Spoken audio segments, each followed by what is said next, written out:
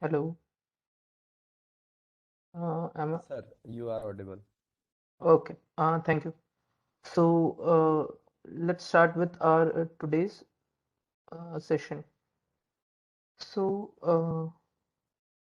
we'll start with a little concepts that we covered yesterday, right? So, yesterday we looked at a broader picture of how any machine learning or any deep learning algorithm works, right? So today we'll see those algorithms in implementation, right? Live working, right? How do we train those algorithms? How do we create a neural network, and how does it work, function, right? So we'll look all those. But before that, let's just revise what we did yesterday, right? Because just the introduction of neural network, it's quite necessary to understand the working, right? So we'll just go through briefly, we'll just go through what the neural network actually is, an artificial neural network, right? What is it and what did we cover yesterday? So uh, yesterday we saw an architecture of a neural network, right? What is a neural network? What are these input layers? What are the output layers? We saw this yesterday, right? So basically, a simple neural network, if we consider, right, it has three components, right? There is an input layer, and there is some hidden layer, and then there is an output layer, right? The input we have only have one input layer and we have one output layer, but the number of hidden layers could be multiple, right? It could be one, two, three, as many as we want, right? The more the number of hidden layers, the more complex will be our model. Okay. So this was what we saw yesterday. Now, how does this architecture or this blueprint work, right? How does it learn different features or different patterns from your input data, and how does it give us an output, right? So there is a process, an entire process that we saw yesterday, right? So this input layer contains several nodes, each node corresponding to a feature of our input data, right? And then from these nodes, there is some calculation that is performed, right? We won't go into the calculations. One of the reasons for that is when we actually implement algorithms in through coding, right? Through TensorFlow, which is the library for programming deep learning models, for training deep learning models, right? We don't have to write all these formulas, and this all of this is already taken care of in the backend.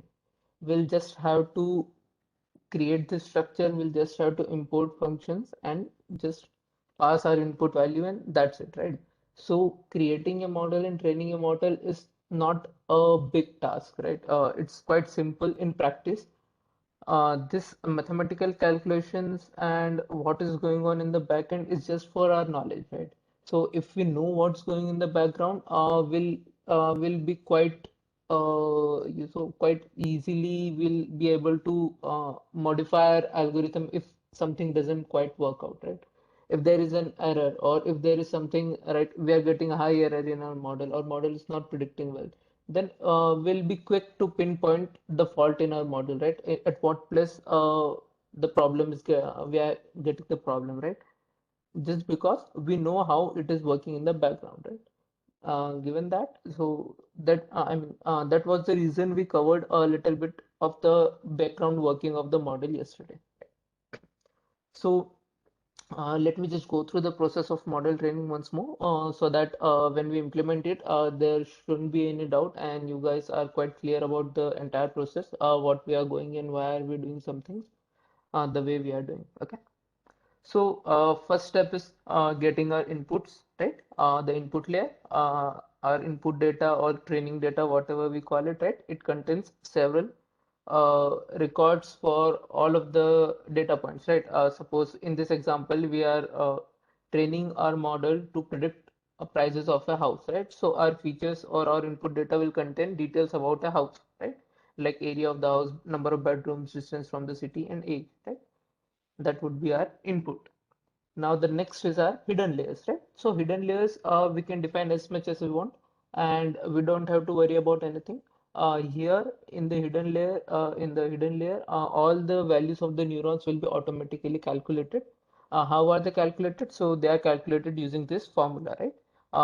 We have certain weights, which are the unknown quantities, right? Which we train during our model training, which the values of these weights are defined or calculated during the model training. These are the unknown quantities, right? And using this for particular formula, the values of all the neurons are calculated, right? And after that, on using some activation functions and all, we get the final output, right?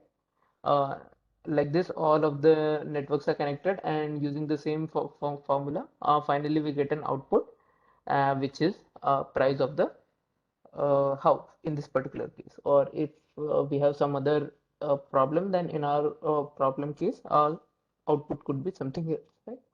So this is the working of a simple model, right? And then we saw how do we train this, right?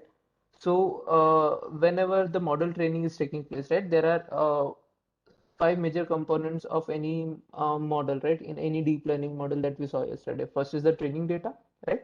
Which will come through the input layer. Second is our model, right? Our model is nothing but this structure, the entire structure that we create, right? This one, right? With all the hidden layers and output layers and all, right? This blueprint is our model.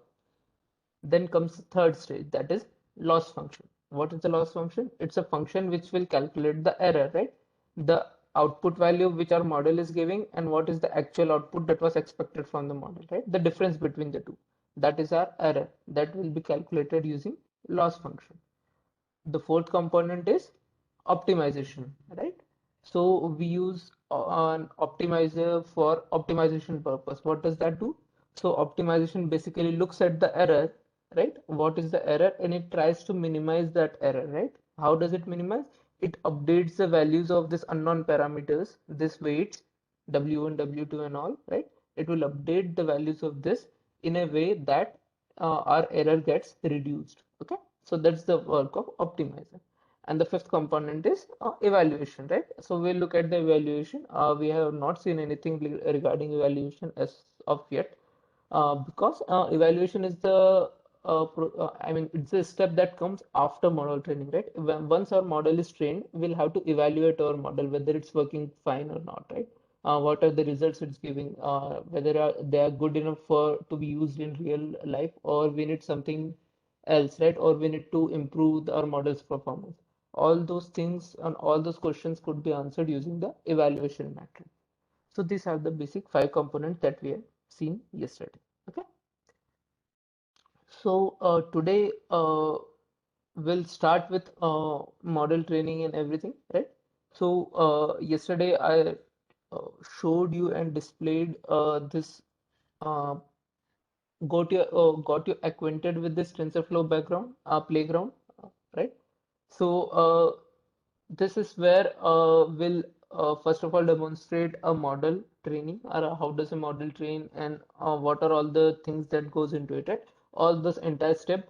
First we'll look into this TensorFlow background. You'll get an idea about it, and then we'll start coding it, right? Okay.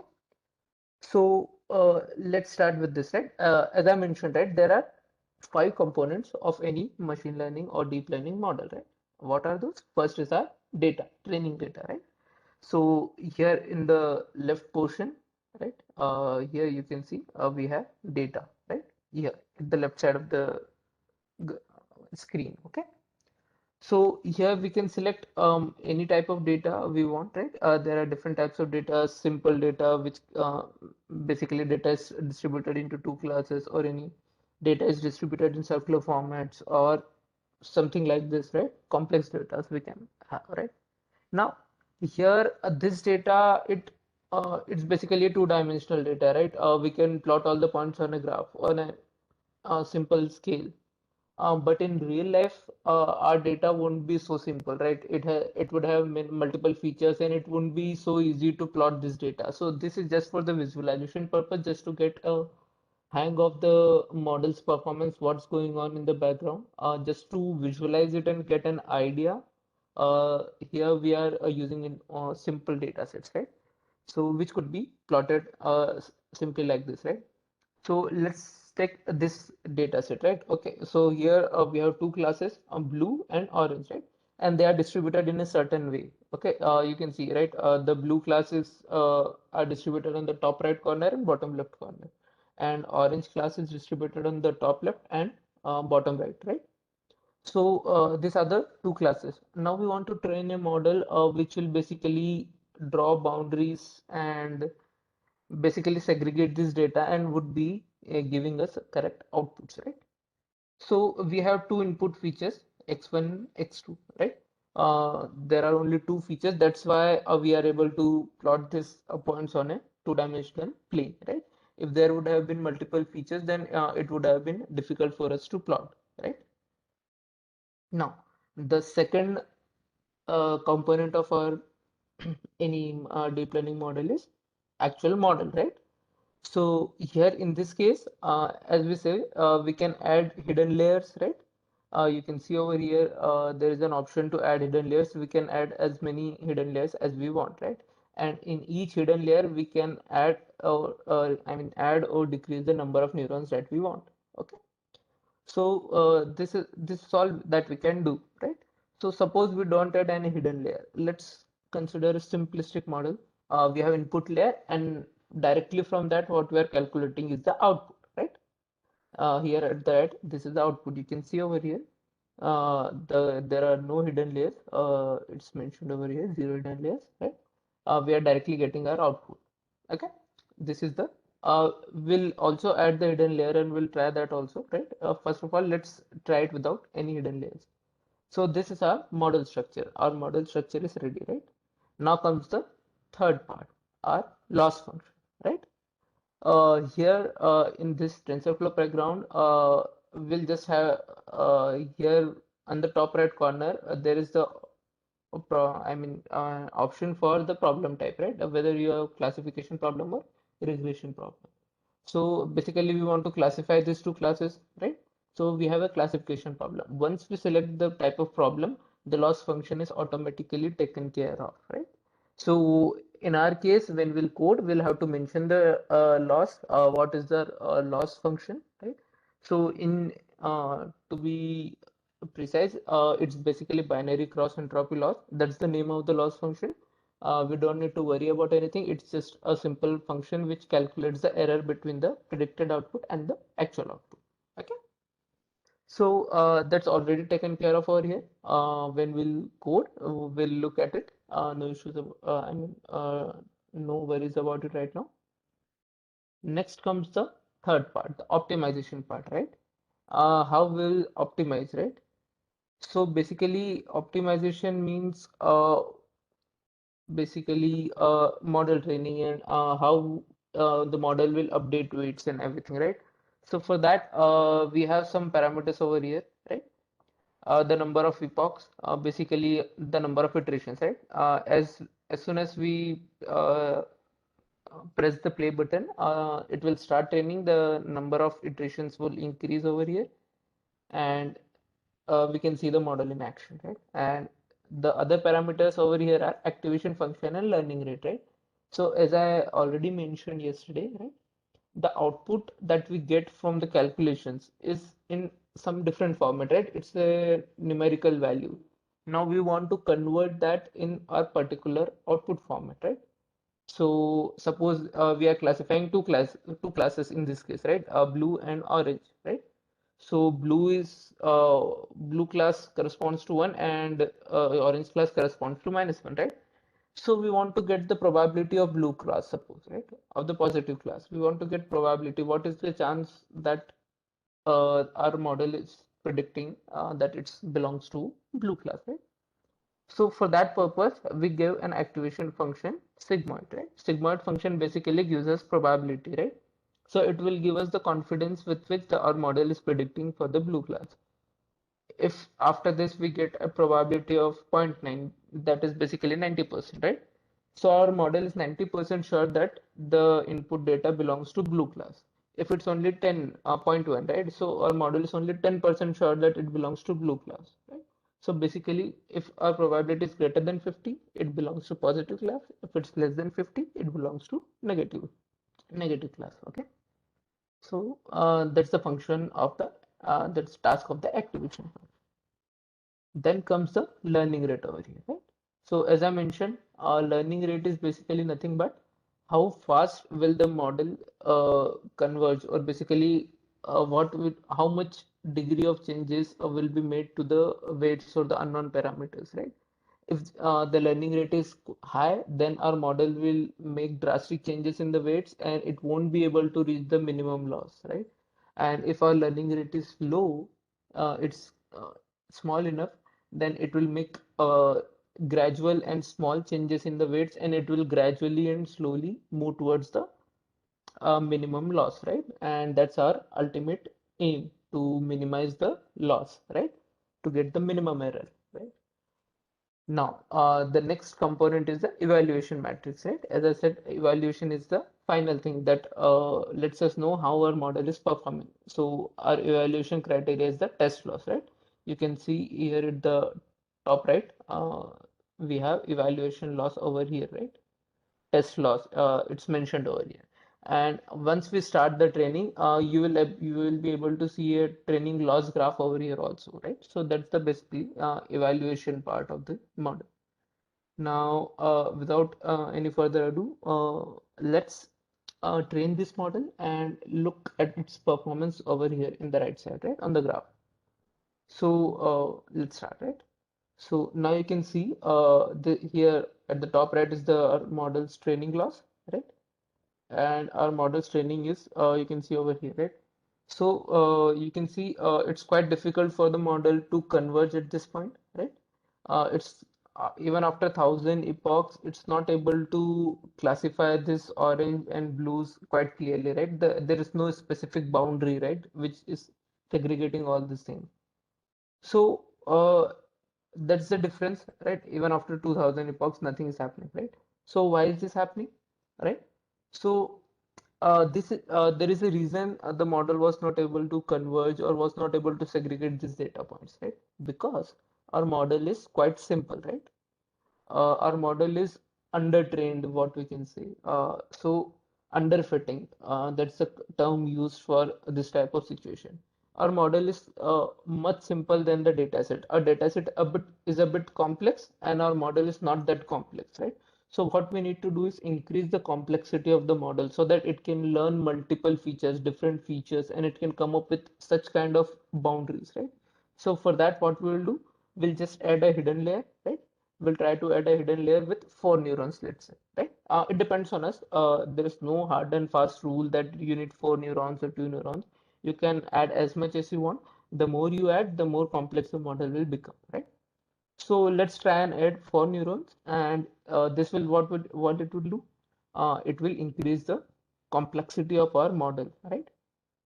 Now, the complexity of our model is being increased, right? So after that, let's try and again train the model and let's see what happens over here, right? Now let's start. So now you can see the boundary lines are starting to appear, right? The model is able to classify the blue part and the orange part quite clearly. Okay. It's not 100% sure, but most of the part it is able to classify, and you can see our loss is continuously reducing. Our loss has come to 0.024, right? And the loss graph is also going down, which is a good sign, right? That's the ideal loss graph that we can expect. Loss was high at the start, and gradually it has come down. Okay. So when we pause, this is what we got, right? So our model is actually predicting quite good. Okay. Now, uh, as I said, right, when the model is getting trained, it uh, learns the values of unknown parameters, right? Weights, right? So all these connections have a weight associated with it, right? So we can see these weights when we hover over these lines, right? So for this connection, the weight value is zero point 0.7. For this, it's 1. For this, it's minus zero point 0.9. For it's 1.2, 1 minus 1.3, minus 1.0, right? 1.9. Here also the weight value is 4.9, minus 3.3, minus 4.2, right? Minus 4.2. So these values are getting trained uh, constantly, right? Let's say if we start, right? Again from the beginning, right? So now we'll check any one value of any weight, right? And we'll just monitor it, how it changes through the training, right? So initially, as I said, the values of weights are assigned uh, randomly, right? So it's 0.49 minus 0.32, 0.41 minus 0.41. All these are basically random weights assigned, small random values of weights assigned to the model, right? If I just reset it, the values will change, right? You can see now the weights values are different. So in the first iteration, always the values of the weights are randomly assigned. Okay. Now, let's start the training and observe these values of the weight, right? You can see it's minus 0.57, minus 0.78, minus 0.85, minus 0.89, right? Minus 0.93. The value is constantly changing, minus 1, right? Minus 1.1, right? It's minus 1.1. Here for this weight, it's minus 0.62, minus 0.61, minus zero point 0.6, right? So these weights are constantly getting updated so that our model gives a good output for this particular case, right? We get correct predictions and our loss is reduced. So this is how any neural network model is getting trained, okay? So that's the thing, right? Now, for example, right? Let's take if we add one more hidden layer over here, right? If we increase the complexity of our model further, right? Let's further increase the complexity of our model. Let's take only two neurons over here, right? Now, what will happen if we increase the complexity further? Now, you see, when we start the training loss, it will again, it will converge, but it will again struggle to converge, right? It's not able to classify different boundaries right now, right? As you can see, it's trying, it's getting over there. Yeah, and now finally, it draw the boundary and it is able to classify. But as you can see, it took more time, right? Why was that? Because our model is more complex, right? Once the model is getting more complex, it will try to learn much more weights, right? Initially, the number of weights that it had to learn were less. Now the number of weights have increased dramatically, right? So here, all for all these connections in the first layer, it has to learn different weights. All these connections in the second layer also it will have to learn weights for all these, right? And for the final layer also it will have to learn the weights, right? So it will have to learn much more weights because our model is more complex. So it's necessary to strike a balance between the complexity of the model depending on our data set, right? If our model is not complex enough, if our model is more simplistic, then our algorithm won't be able to classify or won't be able to get to a good accuracy, right? On the other hand, if our model is too complex, right?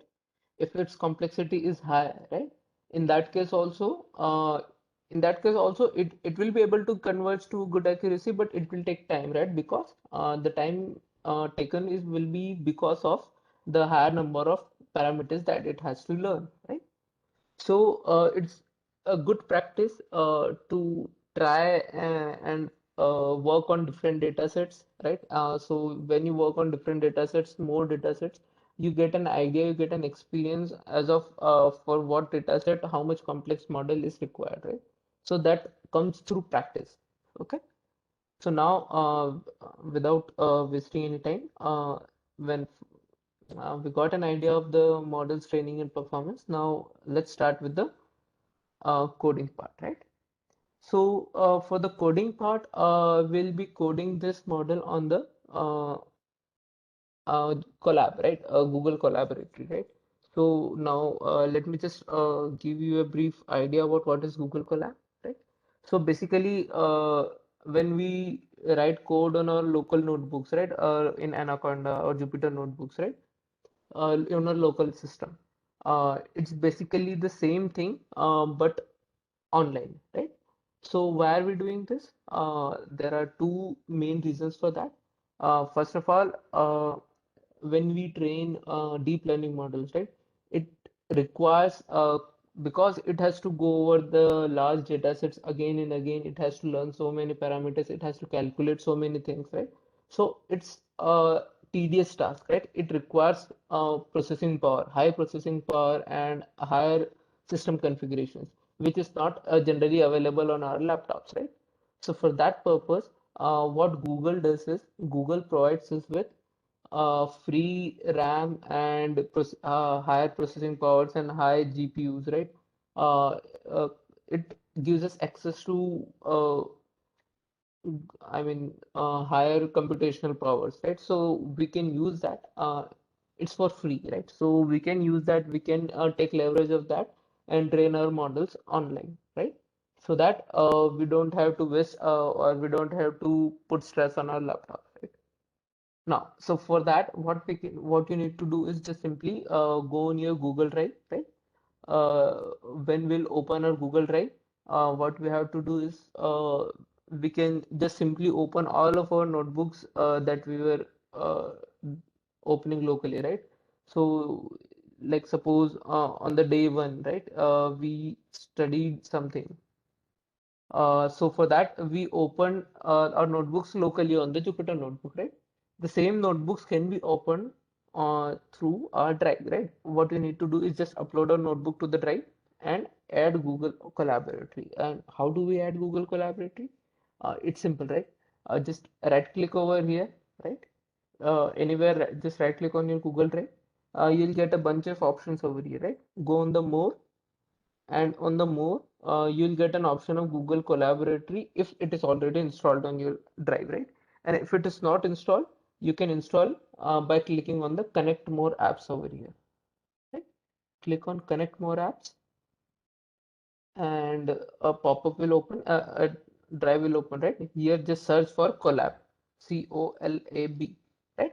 When you search, you'll get collaboratory, right? Just click on this, and here is the Google Collaboratory, right? Click on it, and you'll get an option to install it, right? It will be installed on your Google Drive only. It has nothing to do with your system. Whenever you will log into your Google Drive, it will be already installed over there. Okay. Now, for me, it is already installed. That's why the option is coming to uninstall it. If you don't have it installed, you'll get an option to install it over here, right? Just click on it, and it will be taken care of, right? Now, once the Google Collaboratory is installed, right, you can open your notebooks directly by right clicking and open with Google Collaboratory, right? It will be opened using Google Colab. Now, Google Colab is uh, exactly similar to your Anaconda or Jupyter Notebook. It's nothing different, right? Here also you have cells, right? Different cells. You type the same code over here, like import your libraries, type in some commands for the data and all, right? It's exactly the same thing. Uh, that's just one difference. Now, instead of working on your local machine, you are working on Google's provided system, right? So Google has given you access to its hardwares, so its processing power, its GPU, and it's allocating you a some certain amount of RAM, right? You can use that and train your models and work on it over here, right? So this is how you install Google Collaboratory. Anyone has any doubt in this, right? If you have any doubt regarding this, just ask it, right? I'll explain it to you. It's necessary, right? So if you want to train any complicated model or complex model, you will need to work on Google Colab. Yes. Anyone has any doubt? Sir, the file you have sent in the WhatsApp group, now it's not downloaded. It's not downloading. Yes, sir.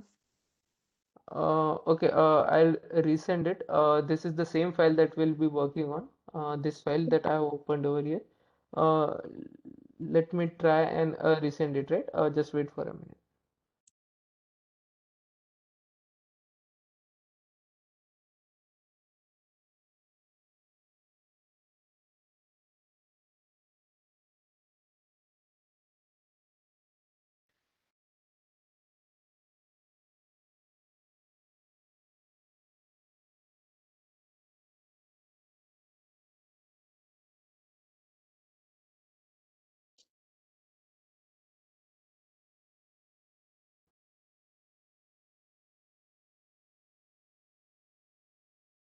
Uh, okay, so It's uploading, so I think you should have it by now.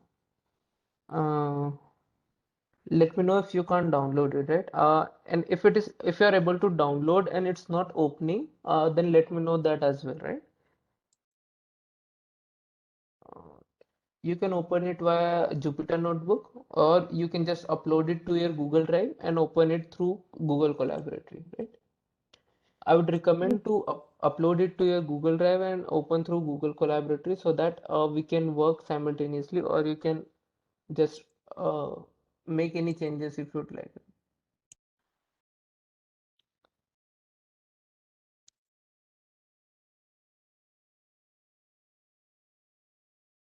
Okay, so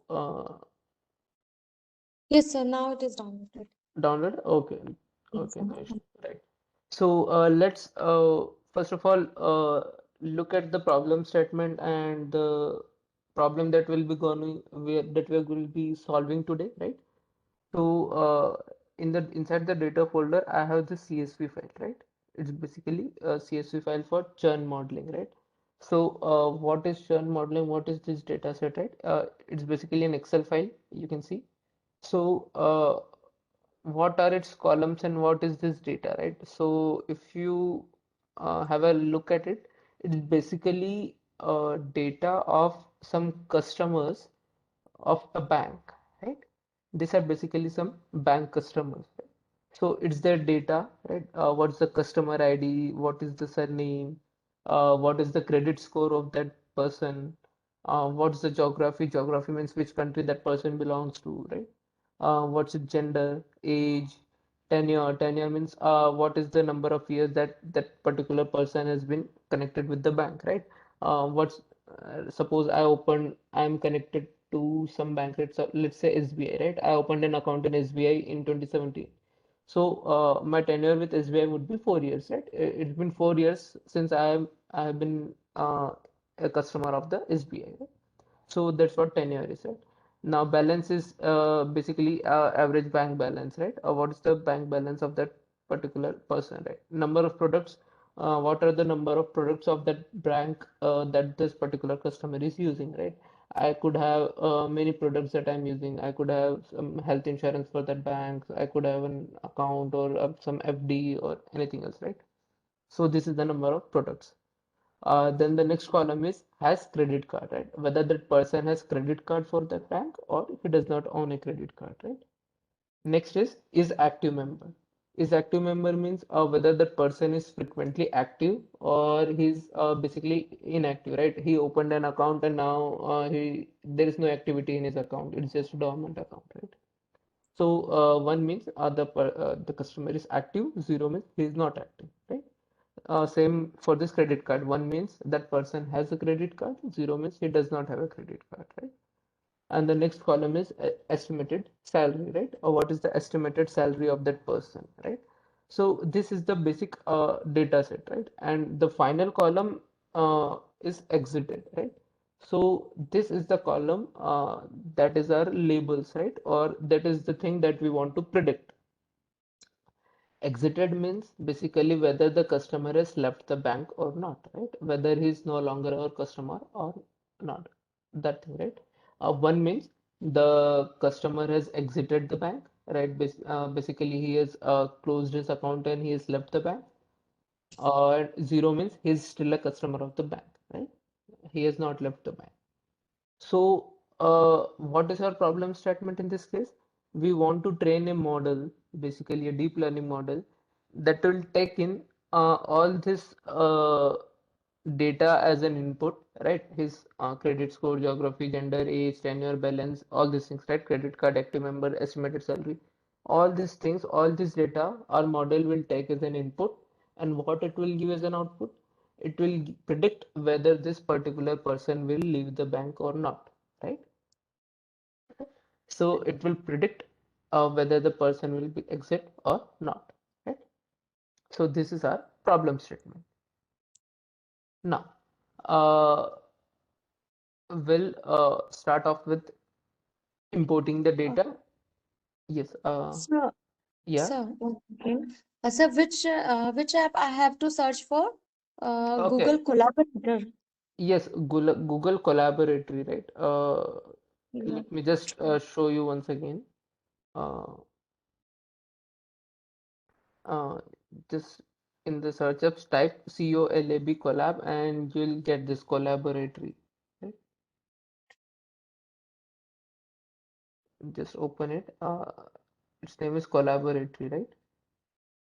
This is the sign. Yes, sir. Uh, got it? Yes, sir. Okay, so just click on it and install it. Okay, then open the notebook through Collab. So once you open it through Collab, you'll get this thing. Okay. Okay, sir. N- Okay. Now, uh, once you open the notebook, now the uh, something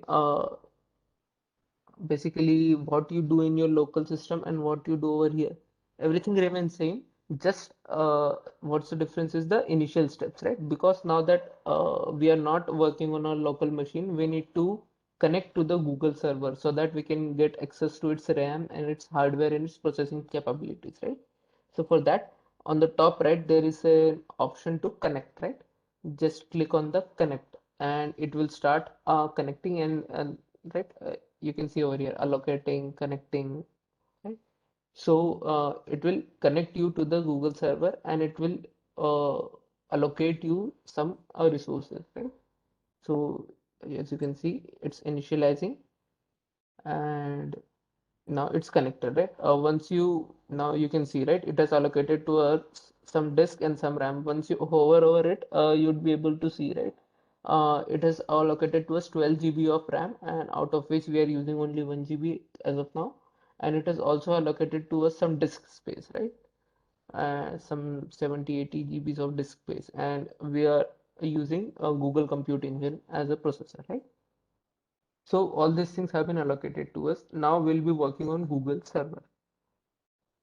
Now, the further the initial step that is different from our local machine is uh, connecting to our Google Drive, right? Suppose if we want to access any data from our drive, so like the CSV file that we have stored on our drive, right? We want to access it.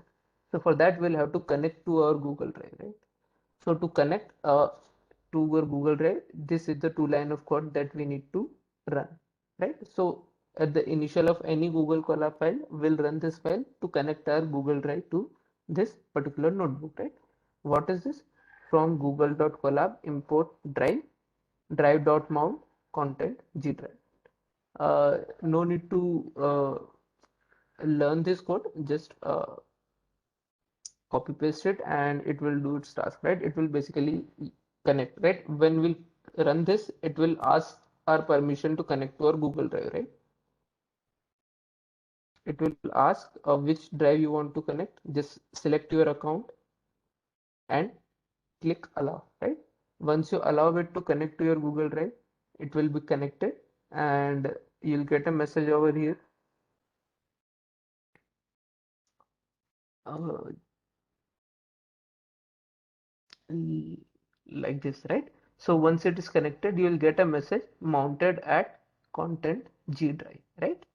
And then when you will click on this folder on the left side, you will get over here, right? All the contents you'd be able to see, right? Inside this G drive, you have your drive, right? My drive, and you will have all the contents here, right?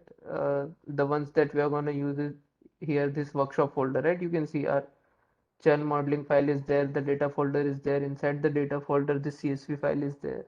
So all your data you can see over here, right? Now the next step would be to change your current working directory, right? So since our for this notebook does not know, or Google does not know is our where are our files that we need to work, right? So we need to change our working directory, right? So basically our file is inside this workshop folder, right? For me, this notebook that we are working on is inside this workshop folder. So what I will do is just click on these three dots on the right side of this workshop folder and copy its path, right? Once you copy its path, just paste that path over here, right? Just paste that path over here in the %cd, right? And run it, right? Once you run it, it will change your current directory. You can say now you are working inside this workshop folder. Okay. Now, after this step, everything else remains the same. Now you'll have to just work as if you are working on your local machine, right? So what are the initial steps? Just connect to the Google server, right? Connect to your Google Drive, right? And then change your working directory, right? For that, what we need to do, %cd and the path of your folder inside with that we are working, right? So we are working this workshop folder in my drive. So we have gone to this workshop folder, right? Now, from here, everything remains the same. And now we'll just import libraries as usual, the required packages. We'll get the data, we'll define our model and train our model and everything will remain the same, right? So up till here, does anyone have any doubt? You guys are able to connect to the drive. If those who are working with me simultaneously, those who are following this. Sir, actually, when I right click on this file now, the Yes. preview open with. Now, under Yes. open with, it does not show Google Collaborator. It show App Sheet, Google Sheet, Text Editor. Okay, so okay, could you just click on connect more apps over there and just search for collaboratory? I think you'll be able to get it. If your collaboratory is installed, It you will be shows able to. installed. Yes, sir. Yes, As it is. yes, click on that. It will open, right? If it's not showing over here, just click on connect more apps. Mm. Search for collab again, right? And click on collab. So I think it should open with this.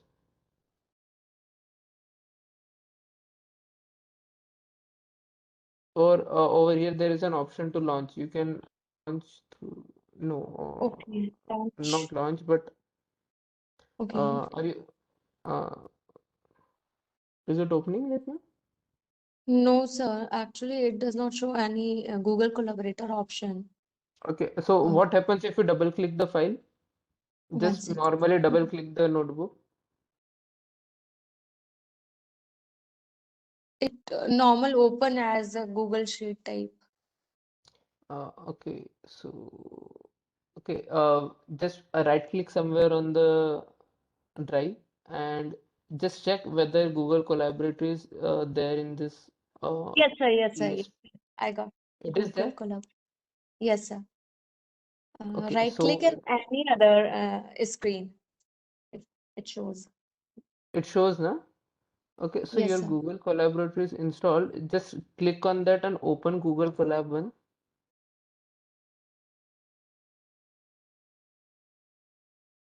Okay, Yes, sir. It so shows. it will open an empty document for you, I think, right? Yes, sir. Then just click on the file and click Open Notebook. Open book. Now Yes. you can select your notebook from over here, right?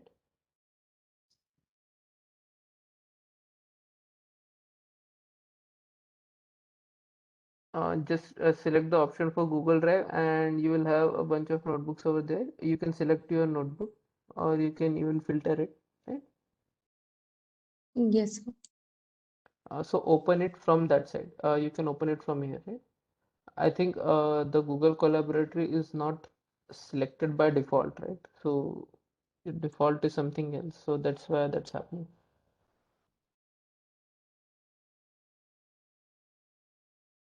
This untitled IPNB. Okay, so just click on the file and click Open Notebook.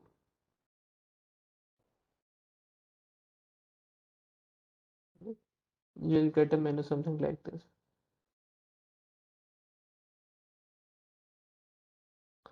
From here, either you can select Google Drive or you can select Upload. I think just select Google Drive and select the notebook that you've been working with, and you're good to go. Uh, Google Drive. Okay.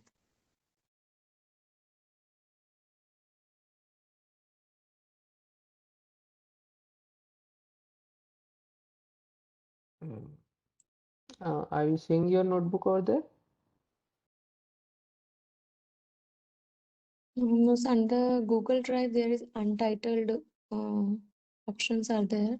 Not that Uh, file that you have so, sent. okay, so you have already uploaded that file on the Google Drive? Yes, sir. Okay.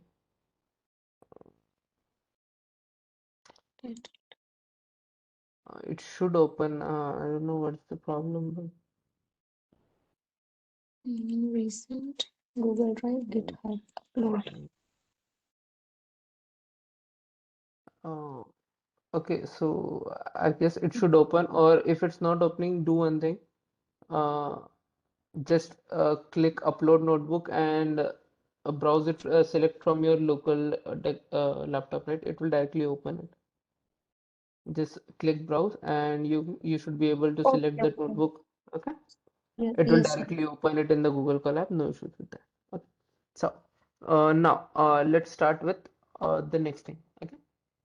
So once you are connected, now what we have to do is we'll have to import our libraries, required libraries. So what are the libraries that we'll be needing? We'll be needing three libraries important. First will be your NumPy, second will be Pandas, and third will be TensorFlow. Yes, sir. So why are we needing all these libraries? Yes, ma'am. You have any doubt? No, sir, no, sir. Okay, sure. So this will be the three libraries, right? So NumPy will be basically used for handling our data because most of our data is in the form of NumPy arrays, right? We work with arrays. So that's why NumPy is important. Pandas is imported because this library is used to read the CSV files, right? The data that we have is in a CSV format, right? So to read this CSV file, we need Pandas library. And third, the TensorFlow library is basically a library for our deep learning model, right? For defining and training a deep learning model, TensorFlow library will be required, right?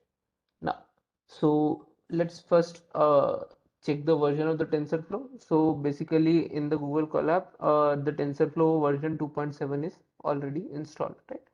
So this is then another advantage of using Google Collaboratory, right? All these libraries, you don't have to install anything, right? If you will be working on your local laptop, you'll have to install the TensorFlow, which is again a tedious task because TensorFlow is known to create some issues during installation, right? It's not an easy task to install it. So that's why we recommend mostly to train your deep learning models on Google Collaboratory only, right? So because all of the libraries that you need, that you will possibly need, will be already installed. You just have to import it and use them, right? So no issues about any installation, no installation of Python or any library or anything, right? Everything's already installed, right? Just connect to it, connect to your Google Drive and start using it. Okay. Now, uh, since the version over here is 2.7, right, which is the one of the latest versions of the TensorFlow, right? So that is over here, right? Now let's start with reading our or importing our dataset, right?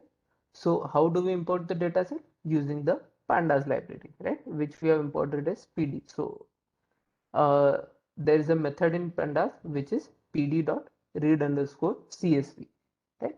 As the name suggests, this method is used to read the CSV files, right? Now what we'll do, we'll pass in the path to our file. What is the where is our file? It's inside the data folder, and the file name is churnmodeling.csv. When we pass the path, our entire dataset will be loaded in the dataset variable, right? And when we check dataset variable uh, and run it, you'd be able to see the entire dataset that we're talking about, right? So this is our complete dataset. So these are all the features basically that will go as an input, right? Uh, right, as I mentioned over here, right? So our model has some inputs, right? What are the inputs? This x1, x2, x3, x4, these are all the inputs. In this case, our input was area, bedroom, distance to city, and age, right? But in our case, what will be our inputs? All these column names, right? This will be our input. It's his credit score, geography, gender, age, tenure, balance, number of products, has credit card. All this will be our inputs, right? This is our input. And what will be our output? This exited last column, exited column. This is our output. This is our label, right? Given all these details, the person should be supposed to exit it, right? This is the past data, right? So we want to train our model on this past data so that it can be used to predict similar kind of uh, on the similar kind of data sets in the future, right? So if we'll pass after training, if we'll give some uh, information about some customer which will come in the future, right? Our model will tell us, or it will actually predict whether that person will exit or whether he'll stay with us, right? So this could be useful in future. So that's why we train this, right? Now, how many data points are here? You can see there are total 14 columns, right? And there are 10,000 rows. Okay. Now, basically 10,000 rows means we have data for 10,000 different customers. The more the data we have, the better it is for our model, right? If we have much more data, right? If we had more than 10, right now we just had 10,000 rows, right? If suppose we have 20,000, 1 lakh data, then our model would have been much more better than the current model that will be training, right? So data is everything in deep learning or in machine learning, right? The more data you have, the better quality of data you have, the better the model you will get, right? Because the algorithms will remain same, right? So it will depend on your data, right? Now, so this is our data. Now, the first step or the most critical step for training any deep learning model is data pre-processing. Okay. So given this data, we can't use this data directly for training any model, right? Training of the model and defining of the model is an easy step. It's only 20% of your task. The starting 60 to 80% of your task is to get this data, pre-process this data, clean this data. So that takes the most of your time. Most of the time is taken coding that part, and that's the important part. That's not what everyone from the outside world thinks, right? So when you first think about training a model and all, you think about everything like how we will define the model, how we will train, how will it will predict and everything, right? So, but that's basically only 20% of the task. Most of the time that you'll be coding, you'll be working on cleaning this data, getting this data into a format which is suitable for the model, right? So suppose here geography is France, Spain, or Germany. There are three countries over here: France, Spain, and Germany, right? So you can't. Our model basically functions on mathematical values, right? Numerical value. So this is a text value. We can't give a text value to our model. So we'll need to convert this to some other format. Similarly, a gender, male and female, right? We'll need to convert it into a numerical format before giving it to our model, right? So these are the tasks that we need to do. If in this entire data set, suppose if some of the values are missing, right?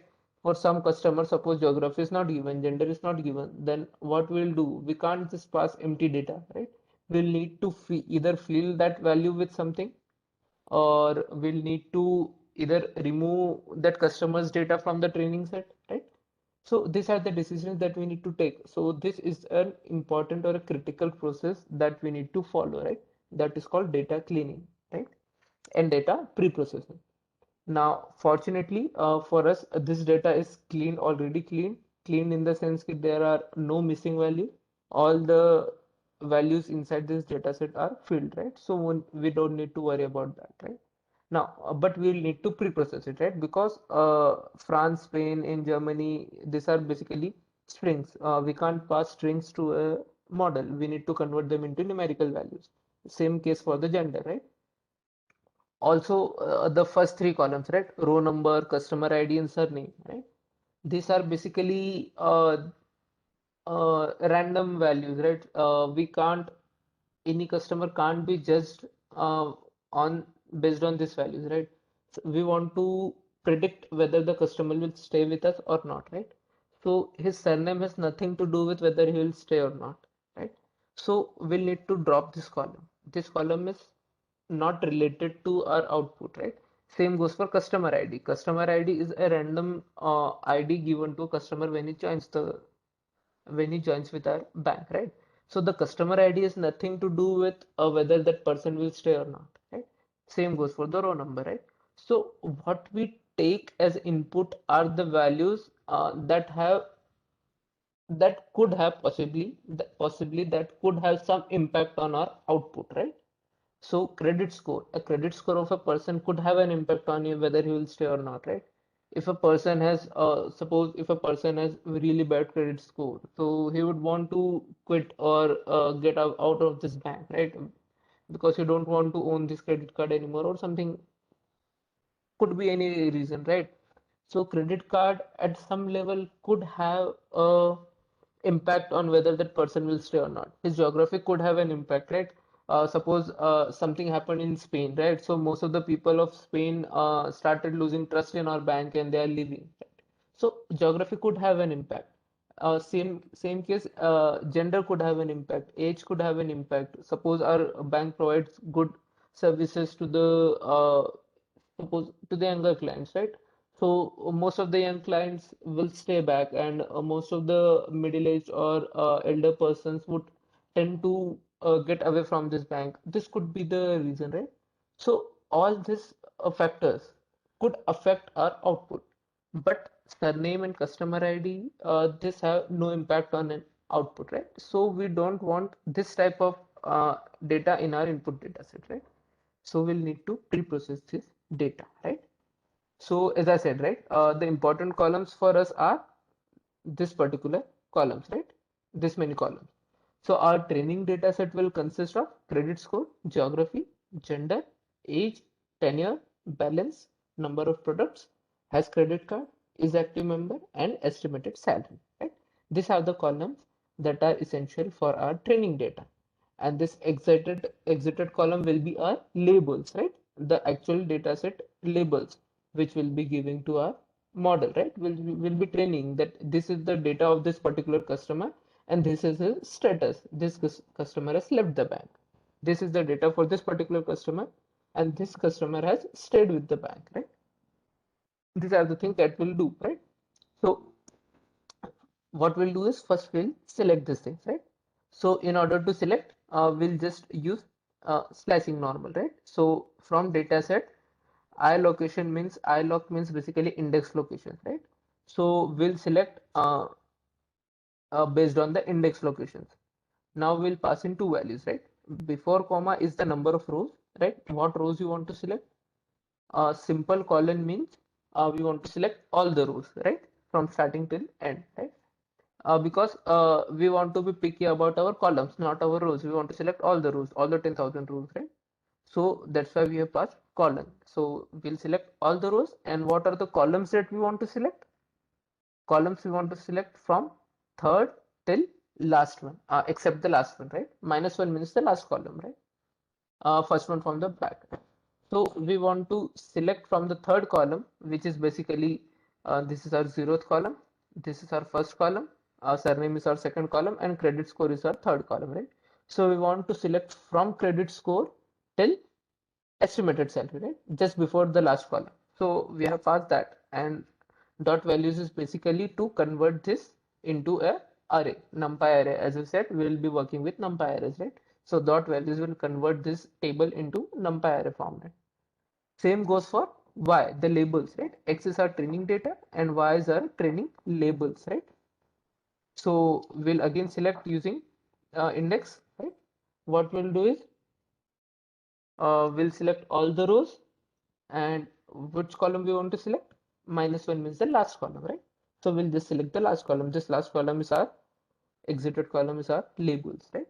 We have selected that, and again dot values. Why? Because dot values will basically convert it into an array, right? Now after running this, when we'll check X, we'll get this data, right? Now it's in the form of an array, and you can see the data set. what we have over here is 619, which is basically credit score of the first customer, then France, its geography, and it is ending on 101,348, which is basically his estimated salary, right? So we have selected data from credit score to estimated salary. It's in the X, right? So the first list is for the first customer, second is for the second customer, third is for the third customer, and so on, right? So we have data in an array format. Similarly, when we print Y, you will see it's an array or a list of labels, right? Basically labels for all the customers. First is the label for the first customer, is this is the label for the second customer, and so on, right? You can see first customer's label is 1, second is 0, third is 1, right? Same thing. Now that we have the data, now we want to move on to the next step of the data preprocessing. What will be the next step? To convert this string values into numerical format, right? We have two string columns, right? One is the geography, France, Spain, Germany, all these things, and second is our gender, female and male. Now we need to convert this data into numerical format, right? So in order to convert data into numerical format, uh, sklearn, basically it's a library, right? Sklearn. It provides us with many ways, right? It provides multiple ways to convert this data into numerical formats, right? One of them is label encoder. What? Okay. So basically, what does label encoder do? Label encoder basically gives assigns numbers to each and every category, right? So when we have basically two classes, we generally tend to use label encoder. Here, for example, right, we have only two classes, female and male, right? So we'll use label encoder. What it will do? It will assign all the females with a value 0, and it will assign all the males with a value 1, or vice versa, randomly, right? It will assign 1 with 0 and 1 with 1. Okay. So how do we use it? First, to use it, we'll have to import it, right? So it's available in sklearn.preprocessing, right? Now again, we don't need to, this is basically scikit-learn module, right? We don't need to install scikit-learn package if we are working on Google Collaboratory. If we would have been working on our laptop, first we'll need to install the scikit-learn package, right? Then only we would be able to use this function inside that package. Okay. So that's again the advantage of our Google Collaboratory, right? So we don't need to install any package over here. Now, so from sklearn.preprocessing, we import label encoder, right? Now, to use label encoder, what we'll do is just create a variable with by calling label encoder, and then use its fit transform method, right? What will fit transform method do? It will basically transform all these values into zeros and ones, right? So how do we call it? So we'll use this particular variable name le that we have written, right? And we'll use its method dot fit transform. And what is the data that we want to convert, right? We want to convert only the second column, right? So now, right, the first column, zeroth column contains the credit score, first column contains the geography, and second column contains the gender. So we need to convert uh, only the gender column, right? So again, we'll select the same thing. Column will select all of the rows, and 2 means second column, right? So we need second column from all the rows. Uh, that is basically our gender column, and we need to transform it. So to transform it, let's just call the fit transform method of it and select the second column. So it will transform this column and it will return to us the transformed values. Now we need to store the transformed values again. So where we'll store? We'll store again in the second column only, right? The value that we transformed will store it back to the place where it was, right? So this is how we do it. So let's run it and check the output. Now again, after transforming, when we'll check X, you can see over here, right? The third column, now it's no longer female and male. Now it has been changed to zeros and ones, right? Now you can see over here, it has 0, 0, 0, 0, 1, 0, right? If we compare from the earlier, there were female, female, female, female, male, female, right? So you can see, right? It has assigned 0 for female. Let me increase the font size if you can't see, right? It has assigned 0 for female, right? And 1 for male, right?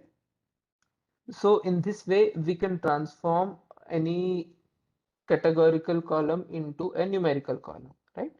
So this is what is required. Now, again, we have one more column left, right? We need to convert this column as well to a numerical column, right? But now, in this case, we don't have only two classes, right? We have France, Spain, and Germany. There are three classes in this column. So we'll need to use a different uh, technique, right, to convert this. So the next technique that we'll use is called one-hot encoder. When we have multiple categorical values, we use one-hot encoder, right? It's again available in sklearn.preprocessing, right? It's one-hot encoder, right? So when we'll basically what we have done over here is we have used one-hot encoder. We have created such object, and we over here we have passed the column on which we want to apply this transformation, right? So we want to apply this transformation on column 1, right? In programming, always the first column starts from 0, ID starts from 0, right? So this is the 0th column, and this is our first column, right? So geography is our first column. So we passed 1 over here, right? So this one basically means apply one hot encoding to your first column, right? And what to do about the remainder of the columns, right? Just pass them as they are, pass through, right? Pass through means pass the rest of the columns as they are, don't transform them, just transform the first column. And what to do with the first column? Apply one hot encoding, right? So this can be done using column transformer.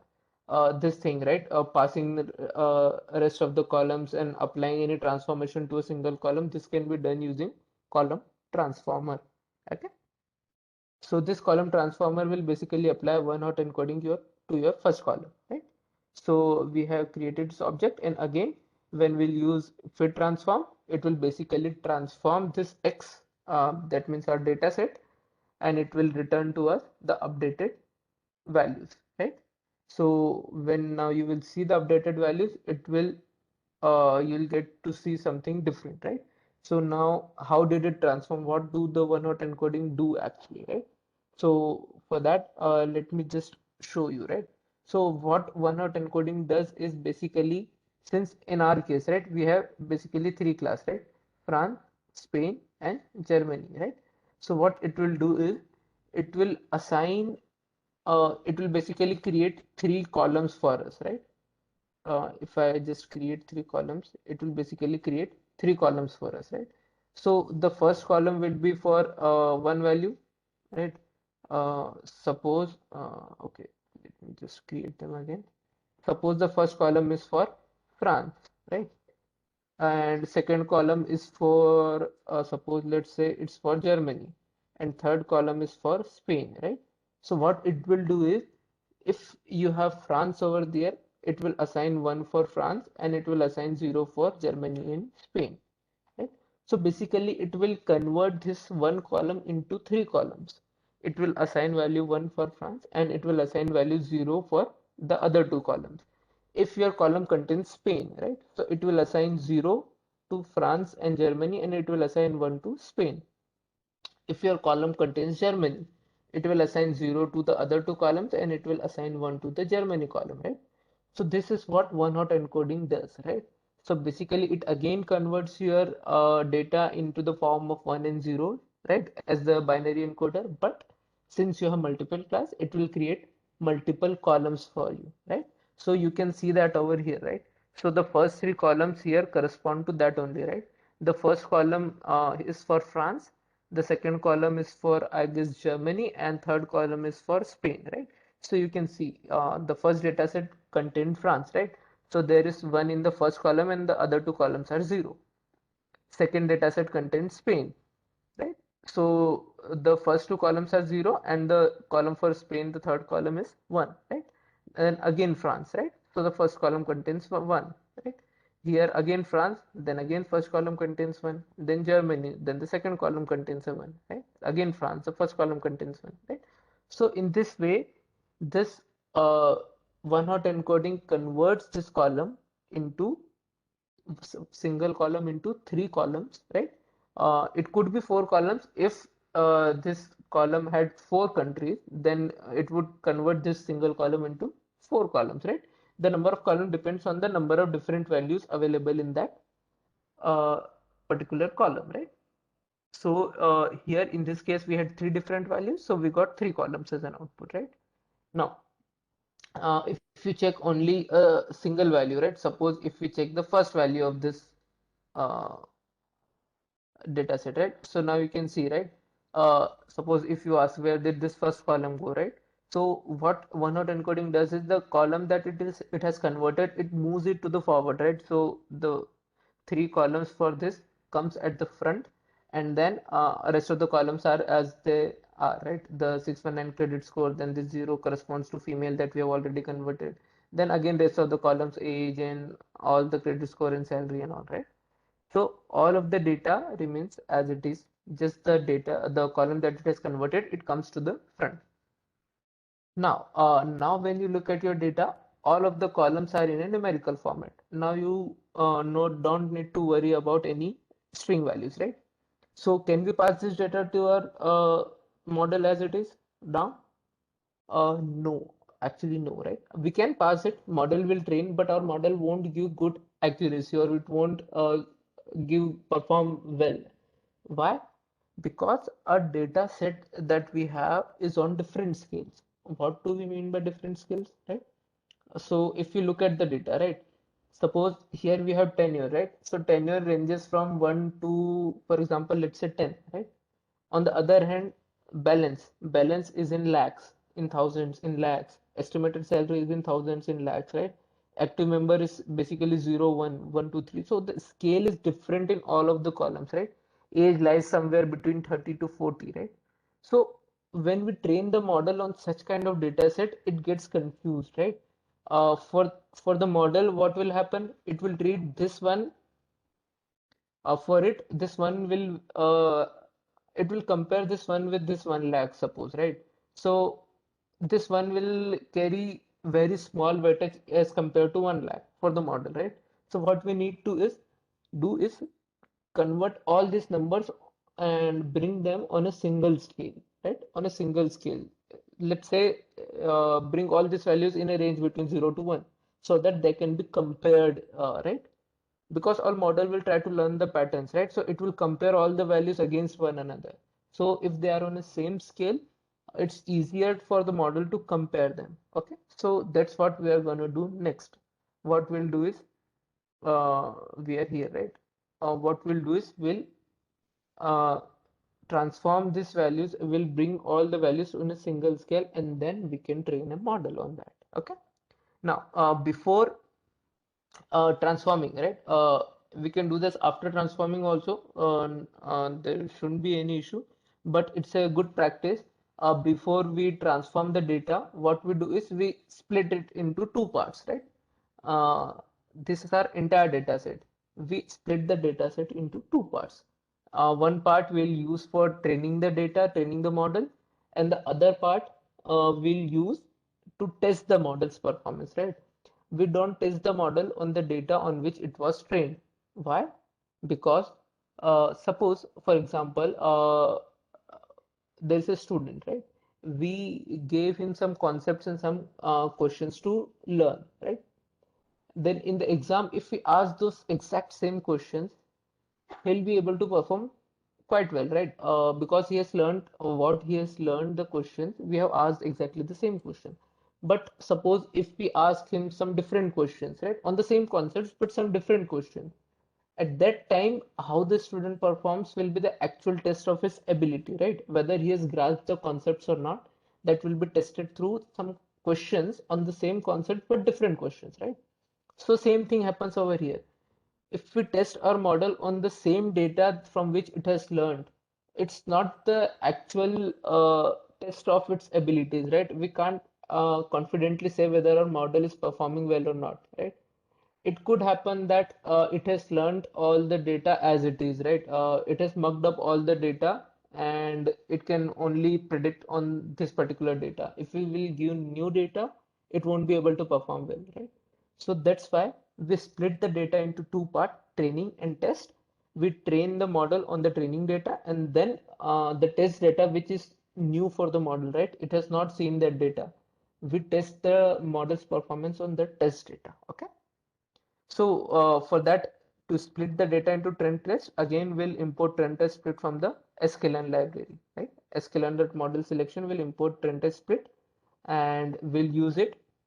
Okay, so it will basically split our training data and our labels into two parts, right? And we can uh, pass test size over here, right? So what is the ratio in which we want to split? So as a rule of thumb, generally we split training data into a ratio of 70-30 or 80-20, right? So this 0.2 means our test data will be 20% and 80% will be your training data, right? So it will we generally split it into 80-20 ratio, right? So it will give us four things, right? It will give us training data, test data, training labels, and corresponding test labels, right? So when we run it, we get all these things, right? Now, after splitting, now we'll scale our data, okay? Now is the time when we scale our data and bring it to a similar scale, right? So to get our data to a single scale, what we can do is again from sklearn we can import standard scaler. There are many scalars that we can use. There is min-max scaler also. You can use any one. In this case, let's try and use standard scaler, right? So when we use standard scaler, right? How to use? Again, let's just call this function and create a variable for this standard scaler and use fit transform method on the training data set, right? So when we call fit transform method on the training data set, it will transform this training data set and it will bring all the values on a similar scale, right? And we'll use the transform method on the test data set as well. So it will transform the test data set also, and it will bring that data set also on a similar scale. Okay. Now, one thing to note over here is whenever we perform any transformation on the training data set, we call fit transform, right? Why? Because we want our model to learn from the training data and then transform, right? And on the test data, we just want to transform, we just want to predict. We don't want our model to learn anything from the test data. Okay. So that's why here we call fit and transform both on the training data, and on the test data we just call transform. Okay. Now, now our data is ready. Now all we want to do is just create the architecture or the layers of our model and train it. Okay. So this was the difficult part up till here, right? This was the part that we need to pay attention to, that we need to focus on and work on, right? After this, it's quite simple. You just need to create a model and just call a method which will train the model, right? We don't have to do anything, right? So let's just build an artificial neural network for this task, right? So basically, what we'll do is we'll just create a model. Basically, artificial neural networks are a sequential model, right? Why are the sequential model? As you can see, the data flows in a sequence, right, from left to right. So they are called sequential model. So it is available in, we have already imported TensorFlow, right? So inside TensorFlow dot keras dot models dot sequential, it is available sequential models, right? So when we run this, uh, we have created a sequential model called ANN, right? In a variable named ANN, we have created a sequential model. Now we need to create it architecture, right? Architecture means how many number of input nodes will be there, how many hidden layers will be there, what will be the activation function we'll use, right? We'll need to define those things, right? So let's start adding layers one by one, right? For this purpose, we'll be using three hidden layers, right?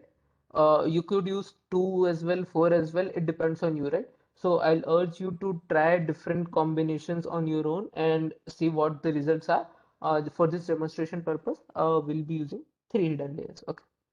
So how to add an layer? Nothing. To add a layer, simply just use this model that we have created and use the add method, right? So ann dot add.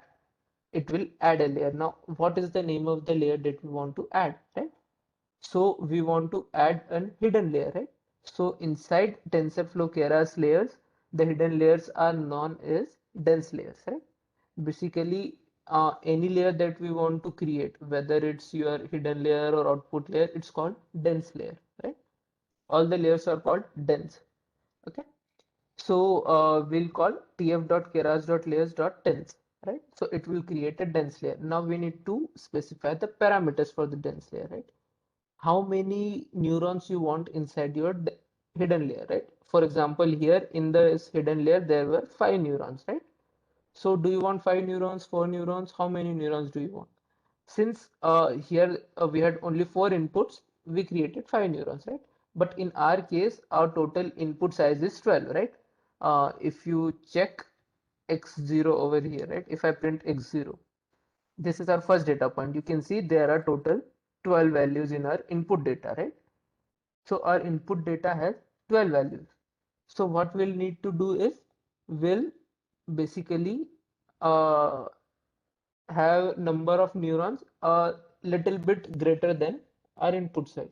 So suppose our input dimensions is 12, so let's have 16. You can have even more than 16, right? So that's there is no hard and fast rule and no constraint about it. You can have any value, right? So but it's just a thumb rule or guidelines that we can follow, right? So it's better to use the number of neurons a little bit larger than the number of inputs we have, right? So it can learn much more features, right? So in this case, in the first layer, we'll mention the input dimension, right? This input dimensions is mentioned only in the first layer. Why? Because when we start training our model, it doesn't know how many input dataset or input features there are, right?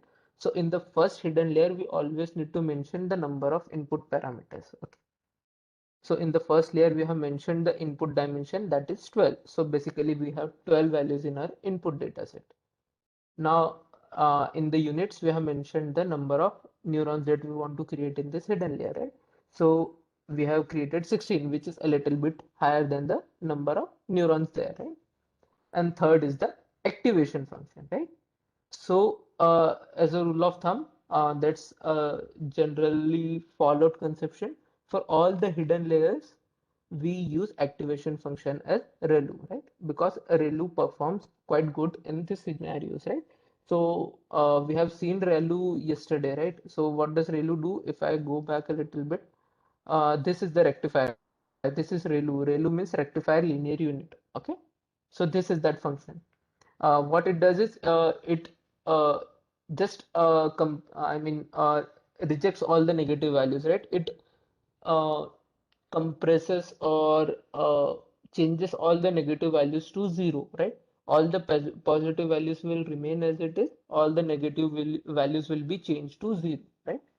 So that's what it does, right? So that our model generally works on a positive values only, right? So when it works on positive values, it's a little bit simpler in the calculations. So that's why uh, our model's performance generally increases, right? So on all the hidden layers, we use activation function as ReLU, right? So these are the 3 parameters that we need to perform, and our layer is ready. Now let's add a second layer. Again, same thing. Our model name dot add. Again, what do you want to add? We want to add a dense layer, right? How many number of units will be there in this dense layer? Let's say again 16 units, right? Same number of units, right? We didn't change anything, right? And the activation function is again ReLU, right? No changes in that. Now notice here we didn't pass input dimensions. Why? Because input dimensions need to be passed only in the first layer, right? The model need to know how many input values will be coming in the first layer. In the further layers, it will calculate by itself, right? It will know how many neurons were defined in the previous layer, and it will know that here 16 neurons are there, so 16 values will be coming over here, right? So that it can calculate automatically. We just need to provide the input dimensions in the first layer because that's unknown to the model. Okay, so let's add this second layer. Now again, let's add the third layer, right? Again, the same thing, but here we have reduced the number of values, the number of neurons we have reduced to 8, right? And again, now let's create the final layer, which will be a output layer, right? So how do we create an output layer? Again, ann.add, and as I mentioned, all the layers are named dense only, right? So it will be a dense layer. Now the changes will be inside the layer, right? So in output layer, we need to predict only one value, right? Generally, what is our output? It's a single value, right?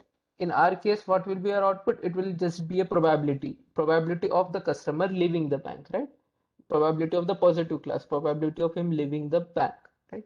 So units will be one, right? We just need one neuron, right? We just need one value as an output.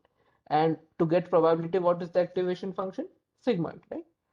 As we have already seen over here, right? This is the sigmoid function. What it does is basically it gives us a value between 0 and 1. It provides us probability. So this will give us the probability of the output, right? So when we run this, our model is basically created. We have created a simple model. You can check your model through in your model name dot summary, right? When you call the summary, it will basically give you the summary of your model, right? So you have a hidden layer with 16 neurons, you have second hidden layer with 16 neurons, you have third hidden layer with 8 neurons, and then you have an output layer with 1 neuron, right? uh, this is your model, and this parameters on the right, this column, right, this parameter column, these are the number of values in that particular layer, the unknown values, the unknown weights that we were mentioning, right? We keep mentioning weights over here, right? This w1, w2, w3, w4, these are the weights, these are the parameters, unknown parameters. So these are the number of unknown parameters in total, right? So these are the parameters. You can see over here also total 625 parameters, and all these are trainable parameters, means our model will train these parameters. It will determine values for all these parameters. Now, the more complex model we create, the more the number of parameters there are, and the more time the model will take for the training, right? So this is our model summary, right? We have created a simple model. We have three dense layers. We could have two also, four also. We can have any dense layers. The model will train. It's just that its performance will change a little bit in each and every case, right? Its accuracy and its error loss will change a little bit in each and every case. So I will urge you to try different configurations for this model and come up with different accuracies. Try to increase the accuracy as much as you can. Okay. Now we have created the structure of the model, right? So recall the 5 steps for our model, right? What are the 5 steps? First is dataset. We have our dataset ready. Second is our model. We have our model ready. Third is the loss function, right?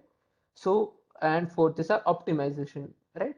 So the third and fourth are defined using the compile method, right? Ann.compile. So we'll use our model name and we'll call the compile method. Inside the compile method, we mention the optimizer in the loss function that will be used for the model, right? So loss function is binary cross entropy.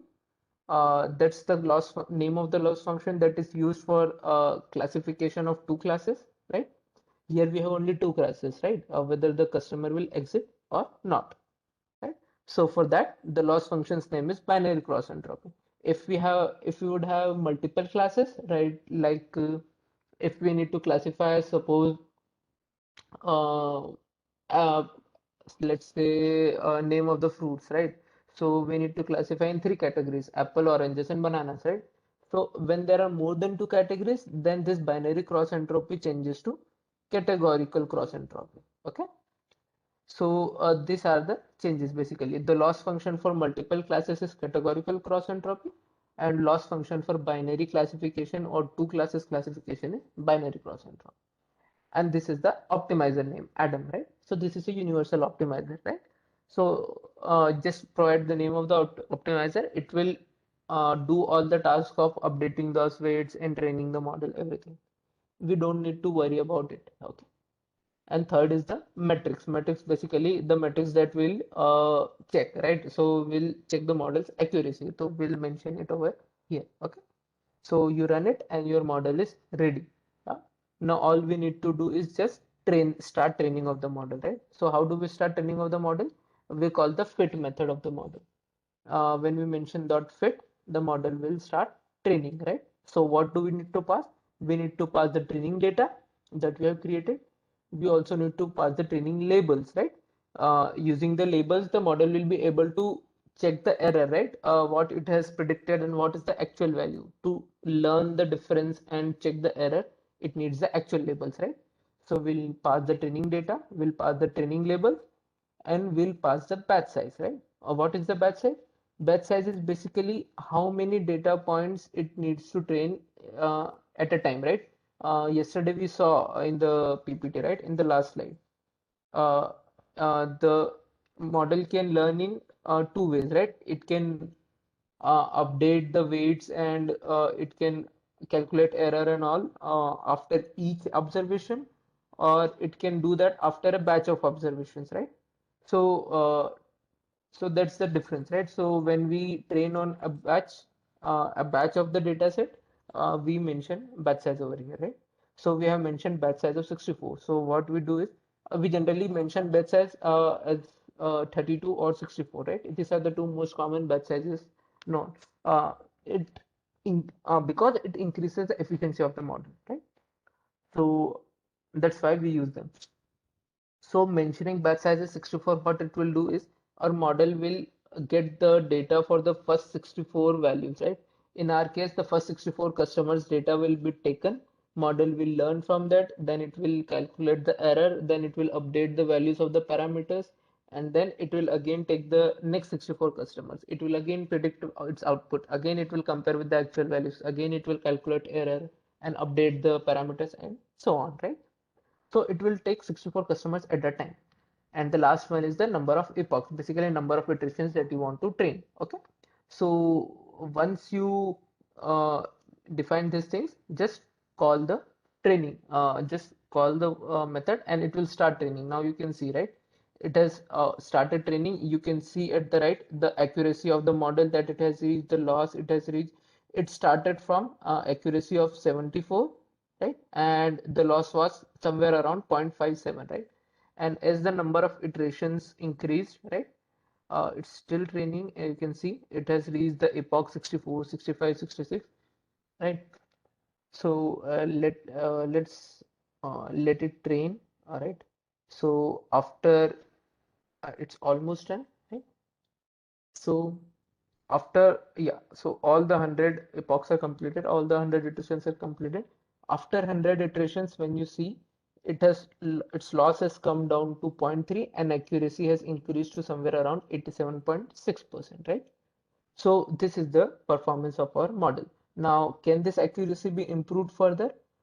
Maybe, yeah, it could be improved if we take some little bit more complex model. Maybe this accuracy could be improved, right? So that's why I asked you just after the session, try on your own, try different combinations of the models, take multiple hidden layers, increase the number of neurons, try different combinations, right? You'll get different values for this loss and accuracy in different combination. See if you can get a better performance, right? So you'll get a hang of it and you'll get an idea about it, right? So in this particular case, our model is giving an accuracy of 87.6 and our loss is 30. But this is our training data accuracy and training loss, right? So what we said, we don't generally believe on the accuracy of the training data. Why? Because the model is learning on that data itself, right? So, what do we do to check the model? We basically test it on the test data that we calculate reserved in the initial, right? We split the data into training and testing, right? So we check model's performance on that testing data.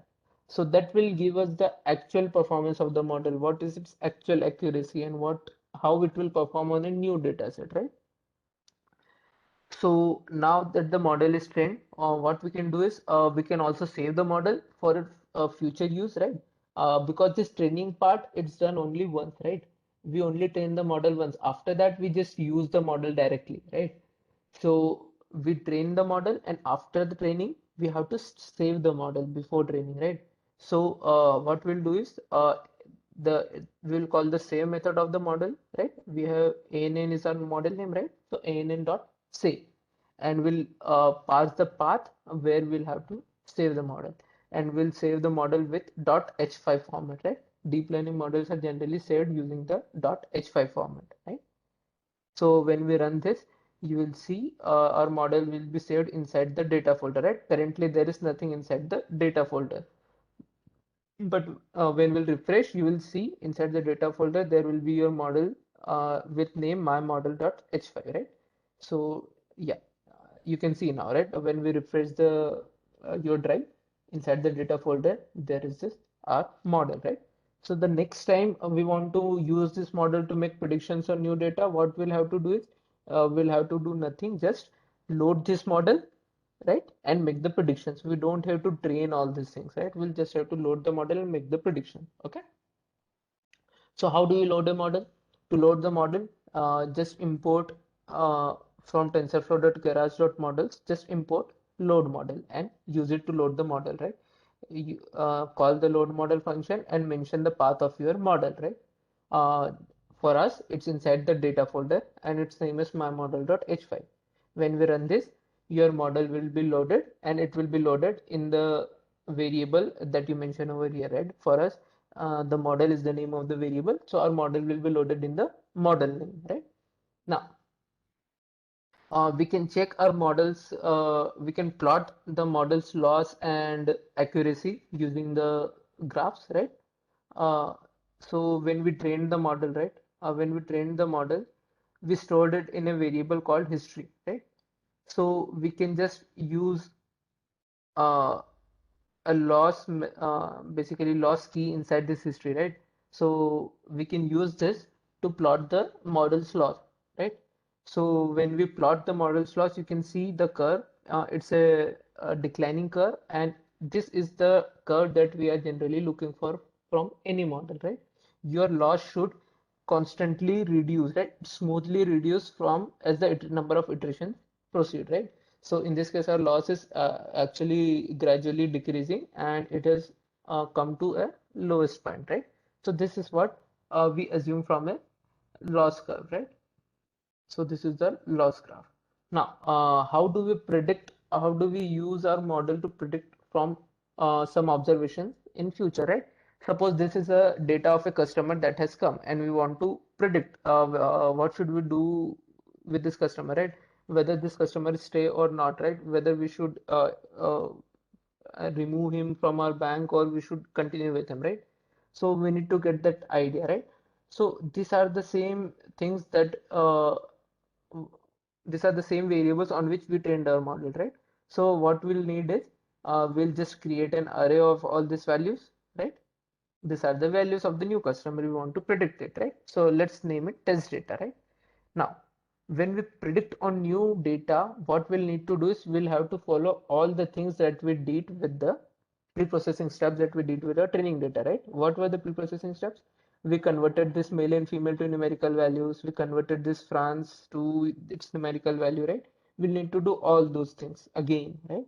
So fortunately, we don't need to import and do all those things. We can just use the transform method directly to convert that, right? So we use label encoder. So we can just use the transform method or label encoder on the second column. So it will convert this mail, right?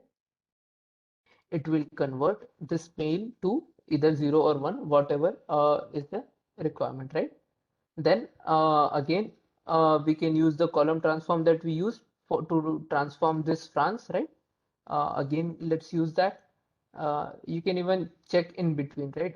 If I just print out test data, you can see it has been converted, right? Yeah, it has converted this mail to 1 and it has converted this France to 100, right? As expected from our, as we have already trained, right? It's the same thing.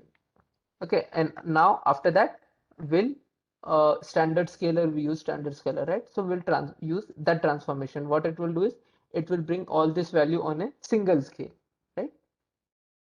So all of our data has come on a single scale. So this transformations that we did on the training data, we'll have to do all these transformations on any new data as well, right? After doing all these transformations, what we'll need to do is just call the predict method of the model, and it will return to you the probability of this person staying, right? So in our case, model dot predict, and when we pass this test data to it, it will return to us the probability, right? So it's returning 12% probability, right? 0.12. So basically our model is saying this person will not stay, right? So in order to convert this probability into 0 and 1, we can do is we can call a where function, right? What it will do, wherever the probability will be greater than 0.5, it will replace it with 1. And if wherever it's less than 0.5, it will replace it with 0, right? So basically, it will convert this probability into 0 and 1. So in this case, it is predicting 0, right? Because our probability is 12%, right? It's less than 50%. So it has converted it to a 0, right? So this customer will not stay, or right? So I mean, sorry, 0 means this customer will stay, this customer will not leave, right? So in this case, we should not say goodbye to this customer, right? So in this way, we can predict on any new value, any new customer that comes in, right? In future, we can predict whether this customer will stay with the bank or not, right?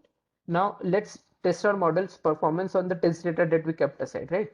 So to test, again, we'll call the predict method on the test data. Now, on the test data, we don't need to perform any pre-processing because we have already performed all the pre-processing above, right?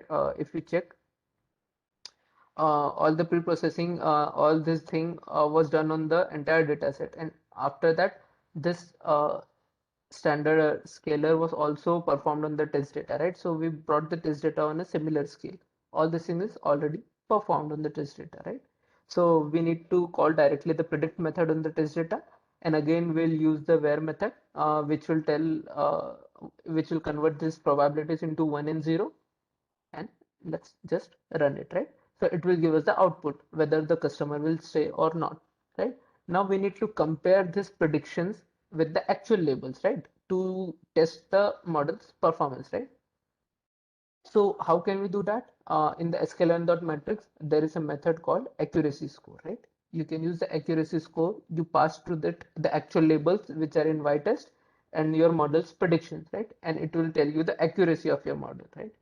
So when we see our model's accuracy is 86.1. So this is the actual accuracy of the model. So this is the data that our model has not seen. So it is performing quite well on an unseen data. So with this is the accuracy that we can trust on, right? Also, you can plot a confusion matrix as well, and you can plot a classification report as well, right? So what are the confusion matrix and classification report? These are also available inside the sklearn metrics, right? So what they do is show to you a confusion matrix shows basically class-wise performance, right? So it gives you a matrix, right? So on the left hand side is the basically your true labels, right? So what confusion matrix does is basically your true labels will be in the rows, right? Here, right? Your true labels will be over here, 0 and 1, right? Your true labels and your predictions. Okay, just a minute, right? Your true labels will be over here, and your predictions will be in your columns, right? Here your predictions will be there. So it will have basically four values, right? 1, 2, 3, and 4, right? So here it will have your true labels, and here it will have your predictions, right? So basically, if a value over here is 5, so what does this mean? This means that your model actually, suppose this is 0, this is 0, this is your one class, and this is your one class, right? So this 5 means uh, there are 5 cases, 5 customers where actually the label was 0 and your model also predicted it to be 0, right? So these are the true predictions by your model, right? So in our case, this 1522. So what does this mean? This means that there are 1522 customers that were actually belonging to 0 class, and your model also predicted them to be in the zero class, means they were actually going to stay, and your model also predicted they will stay, right? Again, the next number 67. What does the 67 means, right? So the 67 means that there are 67 people that actually stayed back. They didn't leave, but your model predicted them that they will leave, right? So these are the wrong predictions, right? So these are the wrong predictions. They actually stayed, but your model predicted them that they will leave. Now next is this number 211, right? What does this mean? This means that there are 211 customers who actually left, right? Their value is 1, but your model predicted that they will stay back. They won't leave, right? So these are also wrong predictions, right? But these are just the opposite, right? They actually left, but model predicted they will stay back. So these are also wrong predictions. Then the last column, this 200, right? This 200, this means these are the customers who actually left, and model also predicted they will leave, right? So these are also true predictions. Okay. So this is what a confusion matrix is, right? So it basically this 1522 and this 200, these are basically correct classification, and this 67 and this 211 are basically wrong classification, right? So it basically tells us class-wise classification, right? How did the model perform for each class? And classification report. This also basically tells us detailed performance of our model, right? For class 0, our model's precision was 81, its recall is 96. What is precision and recall? It's nothing but model's performance on different scales, right? So actual performance is looked through F1 score, right? So for the zeroth class, our model's performance was quite good. It's 92%, as you can see over here, right? For the zeroth class, our model actually predicted 1522 outcomes were correctly, and 67 were some wrong predictions, right? And for the first class, model's performance was only around 60%, right? And you can see that over here, right? For the first class, 211 were wrong predictions and 200 were the correct predictions, right? So that's why model's F1 score is quite low in that. And overall model's accuracy is quite good. It's 86%, right? So this is what you can get from classification report. Okay. So this is how you test your model, right? So this is the entire process of training a model, right? So all you need to do is import your dataset, clean your dataset. If there are any string values, just convert them, right? Convert them to the numerical values using any encoders, right? Label encoder or one-hot encoder, whatever is required, right? We convert these values into numerical values. Then we scale our data on a single scale, right? How do we do scaling? We use standard scaler or min-max scaler, right? There are two scalars. We can use any one of them. In this case, we used standard scaler, so our data came into a single scale. Now we'll train our data in this data set, right? Now to train the data set, what we did was, now before scaling, we divided our data into training and testing, right? So we'll train our data set on the training data and we'll test it on the testing data. Now our data is ready. Now what we need to do is we just need to create architecture of our model, right? We'll need to create some layers, as much layers as we want. Just create the layers. The input dimensions will be mentioned in the first layer. In the other layers, we won't be mentioning any input dimension. Activation function will be ReLU for all. The number of neurons could be anything. Just as a rule of thumb, for the first layer, it should be a little bit higher than the number of input layers neurons, right? So we add as many layers as you want, and finally add the output layer. For the output layer, the units will be only one, right? We'll be predicting only one value, that will be the probability. So for probability, activation function is sigmoid, right? In this way, we have defined our model, right? You can check the summary of the model to be sure that you have defined the correct model. Now we compile the model.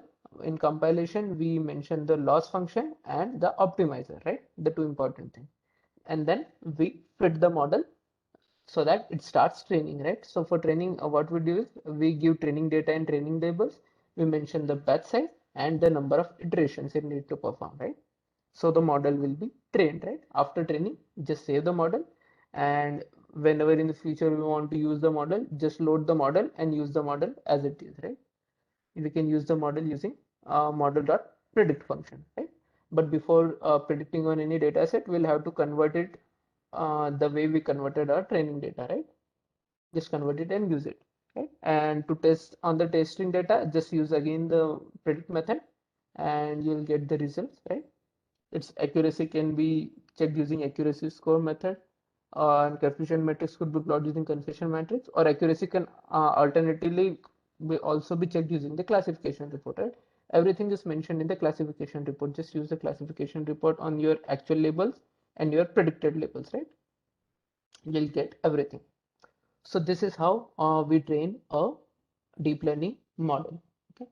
So anyone has any doubt in this?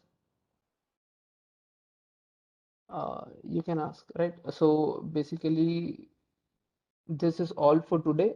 This is how we train a deep learning model and artificial neural network. Right? So hope you enjoyed this class session and just go through the notebooks and try to train your own models and just manipulate the values and try on your own. You'll get a hang of it, right? If you have any issues, you can ask right now, and if you come up with any issues later on, you can also ask on our WhatsApp group. Okay, so that's all from my side. Uh, you may ask your questions now.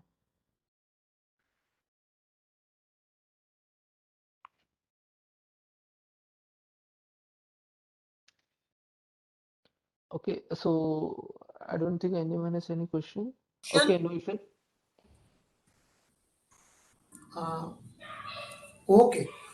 Okay, so Ayush sir, shall we close this session? I think there is no question from participant side. Yes, sir. We can close the session for today.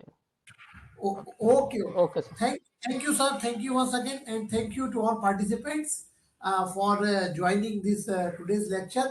Sir, very nice, wonderful lecture, sir. Thank you for this lecture series to you, sir. Thank you, sir, and thank you to all the participants as well. Okay, okay. Thank you, sir. Thank you, sir. Yeah, thank you. Have a good day.